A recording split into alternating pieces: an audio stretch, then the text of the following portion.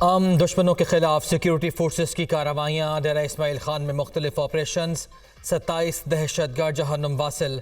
दहशतगर्द security forces के खिलाफ मुतादिद कार्रवाइयों में मुलव्वस थे। मारे गए तकरीबकारों से असलहा, गोला बारूद और धमाका खेज मवाद भी बरामद। दराबन में दहशतगर्दों ने बारूद से भरी गाड़ी चेक पोस्ट से टकरा दी। धमाके के बायस थाने की इमारत मुनहदिम। 23 जवान शहीद हो गए। हमला करने वाले तमाम दहशतगर्दों को हलाक कर दिया गया। सिक्योरिटी फोर्सेस मुल्क से दहशतगर्दी की लानत को ख़त्म करने के लिए पुराज़्म है। ISPR शहीद होने वाले जवानों की नमाज जनाजा DI खान गैरिजन में अदा कर दी गई। कोर कमांडर पेशावर, दीगर फौजी हुकाम, जवानों और आवाम की शिरकत। आबाई इलाके में सुपुर्द खाक किया जाएगा।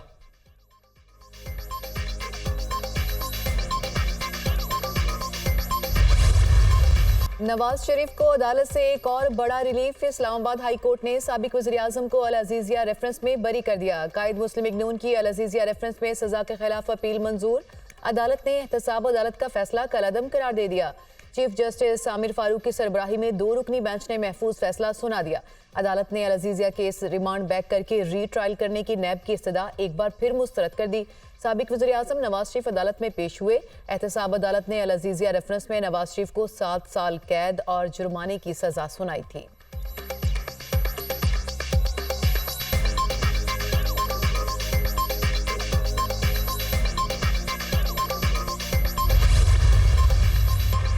मफरूज़े की बुनियाद पर सज़ा नहीं दी जा सकती। जिस दस्तावेज़ की बुनियाद पर आप बात कर रहे हैं वो फ़ोटोकॉपी है। फ़ोटोकॉपी को बतौर सबूत पेश ही नहीं किया जा सकता। अगर इस दस्तावेज़ को दुरुस्त मान भी लिया जाए तो भी साबित नहीं होता कि नवाज शरीफ का अल अज़ीज़िया और हिल मेटल से कोई ताल्लुक है। अपने वक्त के ये मशहूर ज़माना केसेस हैं। कुछ तो प्रोसिक्यूशन और JIT ने किया होगा। Chief justice Islamabad high court Aamir Farooq के रिमार्क्स। वाजिद ज़िया ने तज्जिया किया कि नवाज शरीफ ही असल मालिक हैं। हमारा केस ही वाजिद ज़िया के तज्जिए की बुनियाद पर है, न प्रोसिक्यूटर। वाजिद ज़िया तो खुद मान रहा है कि मलकियत साबित करने का कोई सबूत नहीं। इस दस्तावेज से कुछ साबित नहीं होता। Chief justice Aamir Farooq.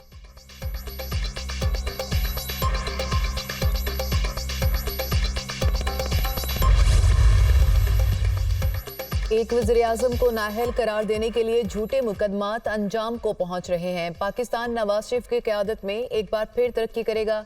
ज़ाया होने वाले 7 साल पाकिस्तान की तरक्की और खुशहाली के लिए नुकसानदेह साबित हुए। सदर नून लीग शहबाज शरीफ का रद्द-ए-अमल। जाली और झूठे मुकदमात की हकीकत अवाम के सामने आ चुकी। इन फैसलों से मुल्क का नाकाबिले तलाफी नुकसान हुआ। इंशाअल्लाह नवाज शरीफ चौथी बार अवाम के वोट से वज़ीर आज़म बनेंगे। उन्होंने मामला अल्लाह पर छोड़ा था, अल्लाह ताला ने उन्हें सुरखरू किया।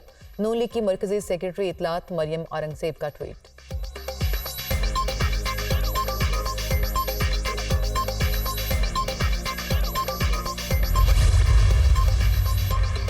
जुल्फ़िकार अली भुट्टो रेफरेंस की सुप्रीम कोर्ट में बराह रास्त समाअत। अदालत उज़्मा ने आइनी और फौजदारी मामलात के लिए 9 माहिरीन को मुअव्वन मुकर्रर कर दिया।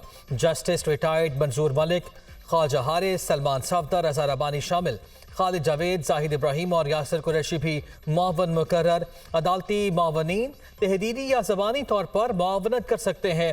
अदालती मावनीन को नोटिस जारी करके जवाब लिया जाएगा। सुप्रीम कोर्ट बार भी वकील मुकर्रर करना चाहती है तो कर ले। हुक्मनामे का मतन। केस की समाअत जनवरी के दूसरे हफ्ते तक मुलतवी। अदालत का आइंदा समाअत से रेफरेंस रोज़ाना की बुनियाद पर सुनने का फैसला। जजेस की दस्तियाबी पर आइंदा की तारीख दी जाएगी।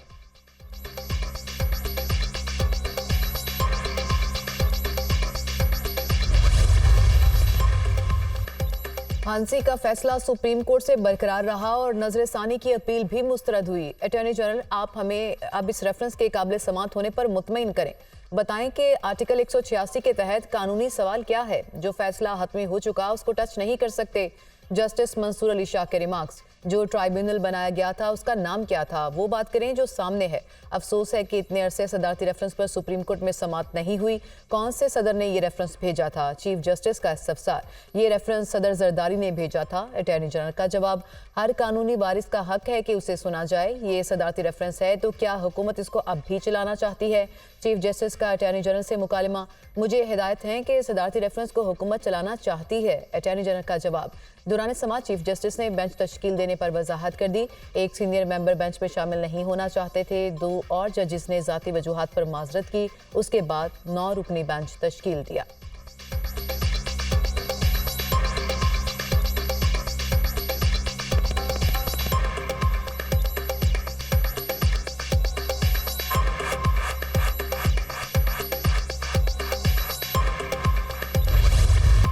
पीपल्स पार्टी को चीफ जस्टिस पाकिस्तान पर 100% एतमाद है। अदालत से अपील है कि आपने तारीख को दुरुस्त और मुलव्वस अफराद को बेनकाब करना है। हमेशा के लिए ये दरवाज़ा बंद किया जाए ताकि आइंदा ऐसा काम ना हो। इतने साल बाद उम्मीद है हमें इंसाफ मिलेगा। पुराने सियासतदानों ने वही पुरानी सियासत करनी है। हमें इस बुखार को तोड़ना पड़ेगा।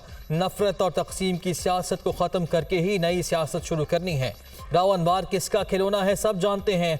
लियारी के लोग कहते हैं मियाँ तेरे जानिसार, बशीर मेमर और राव अनवार। बिलावल भुट्टो सरदारी की मीडिया टॉक।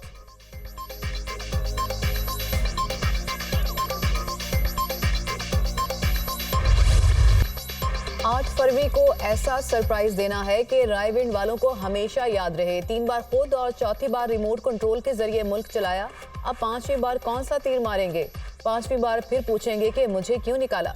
वज़ीर-ए-आज़म बनाने का इख्तियार सिर्फ आवाम को है। कोई फर्द वाहिद ये फैसला नहीं कर सकता। नून लीग के दोस्तों पर छोड़ते तो इलेक्शन कभी वक्त पर ना होते। साबिक वज़ीर-ए-आज़म ने दूसरों को चोर चोर कहा और खुद घड़ी चोर निकले। ये नहीं हो सकता कि 70 साल का बंदा 70% नौजवानों की नुमाइंदगी करे। पुराने सियासतदानों से हमारा कोई मुकाबला नहीं, हमारा मुकाबला गुर्बत और बेरोजगारी से है। आपके पास बहुत से सियासतदान आएंगे जो वोट के लिए एक दूसरे को गाली देंगे। Chairman People's party Bilawal Bhutto का गुजरांवाला में खिताब।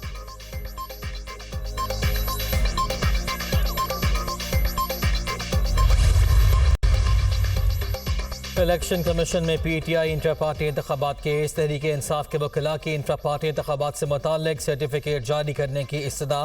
पीटीआई इंटर पार्टी इलेक्शन हमारी नज़र में दुरुस्त नहीं, चीफ इलेक्शन कमिश्नर के remarks. Chairman PTI barrister Gohar Khan, Ali Zafar और Akbar S Babar election commission में पेश।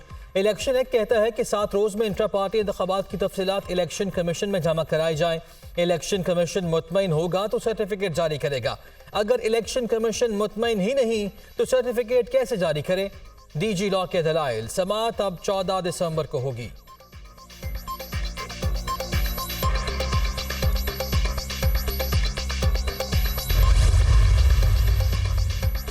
बड़े अरसे से पीटीआई को ज़ेर-ए-ताब लाया जा रहा है। अवाम पीटीआई के साथ हैं। अगर बल्ले का निशान को छीनने की कोशिश हुई तो ये अवाम के साथ ज्यादती होगी।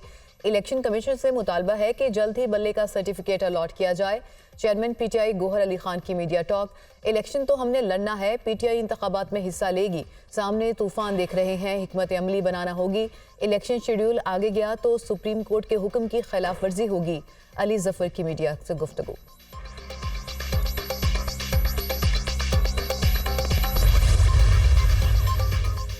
पीटीआई के इंटर पार्टी इलेक्शन में हैज एक फ्रॉड था। हर सियासी पार्टी के वर्कर को ये हक हासिल है कि वो पार्टी इलेक्शन में हिस्सा ले, नाम नेहाद पार्टी का लीडर बनते हैं और झूठ बोलते हैं।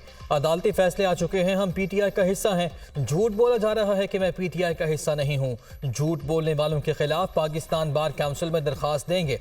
तहरीक इंसाफ 3.5 साल इक़्तिदार में रही। हम कहते हैं नौजवानों को मिसगाइड ना करें, उनको कौमी धारे में लाएं। पीटीआई क़यादत ने नौजवानों को मिसगाइड किया। अकबर एस बाबर।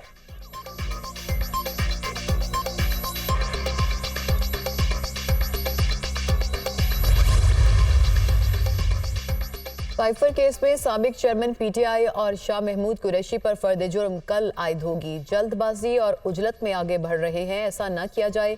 वकील सलमान सफदर की इस्तदा। कोई पॉइंट बता दें, कहां जल्दी हुई या उजलत दिखाई? मतवाजन और न्यूट्रल होकर केस चला रहा हूं। आउट ऑफ द वे जाकर रिलीफ दिया। मेरिट पर जिसका जो हक बनता है दिया जाएगा। जज अबुल हसनात सुल्करनैन के रिमार्क्स।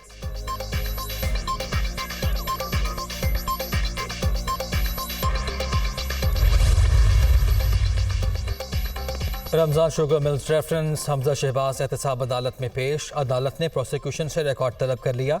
शहबाज शरीफ कहाँ हैं? अदालत का इस्तफसार। शहबाज शरीफ के लीडर अदालत में पेश हुए। शहबाज शरीफ के वकला ने अदालत को आगाह कर दिया। अभी ये केस किस स्टेज पर है? जज का इस्तफसार। अदालत में हाजिरी मुकम्मल होने के बाद ये केस दोबारा पुराने स्टेटस पर जाएगा। नया प्रोसिक्यूटर का जवाब। जज जुल्करनैन आवान ने केस की समाअत की। हमजा शहबाज की मुस्तकिल हाजिरी माफी की दरख्वास्त पर दलाइल तलब। समाअत 12 जनवरी तक मुलतवी।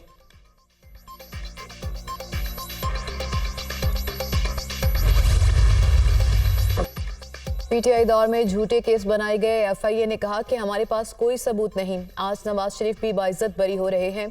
झूठे केसेस बनाकर खजाने को नुकसान पहुंचाया गया। मैं झूठे केस बनाने वालों को अल्लाह के हवाले करता हूं। मैं सियासी कारकुन हूं। मेरी उम्मीद और दुआ है कि इलेक्शन वक्त पर हों। हमजा शहबाज के मीडिया टॉक।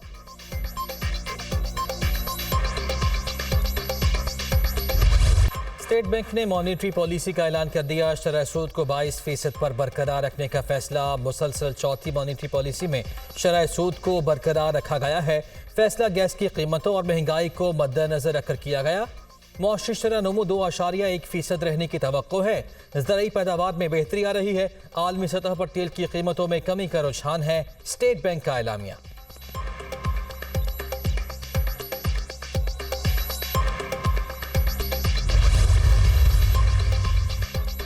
हुकूमत आनी जानी चीज़ है, इसको ज़िंदगी और मौत का मसला ना बनाएं। तारीख गवाह है कि हम लड़ना जानते हैं मगर लड़ना नहीं चाहते।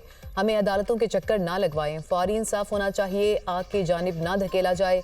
हमारी पीपल्स पार्टी से कोई दुश्मनी नहीं, उन्हें सूरत हाल को समझना चाहिए। MKM रहनुमा खालिद मकबूल सदीकी की मीडिया टॉक।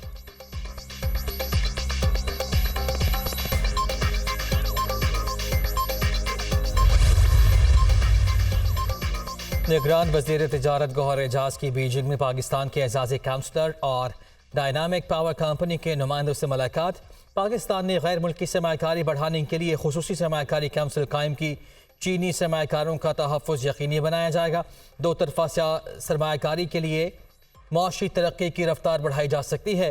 दोनों ममालिक के दरमियान माशी हम आहंगी पाई जाती है। गौहर एजाज।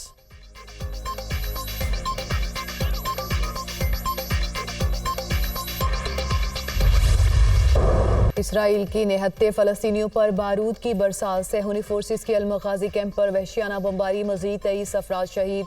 इसराइली फ़ौज ने बैतुल्लाहिया में अक़वाम मुत्तहिदा के स्कूल पर भी बम बरसा दिए। अब तक शुहदा की मजमूई तादाद 18,000 से ज़ायद हो गई। 50,000 फ़लस्तीनी ज़ख्मी। गज़ा में जारी जारहियत के खिलाफ मकबूजा मगरबी किनारे में फ़लस्तीनियों की हड़ताल। मार्केट्स, दुकानें, स्कूल और कॉलेजेस बंद।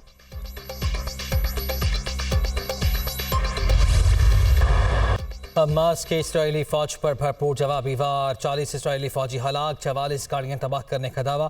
इसराइल के field command and control centre को मार्टर गोलों धमाका खेज आलात से निशाना बनाया गया। गजा के अंदरूनी इलाकों में दाखिल होने वाली इसराइली फौज से दू बदू लड़ाई जारी है। हमास हुक्काम।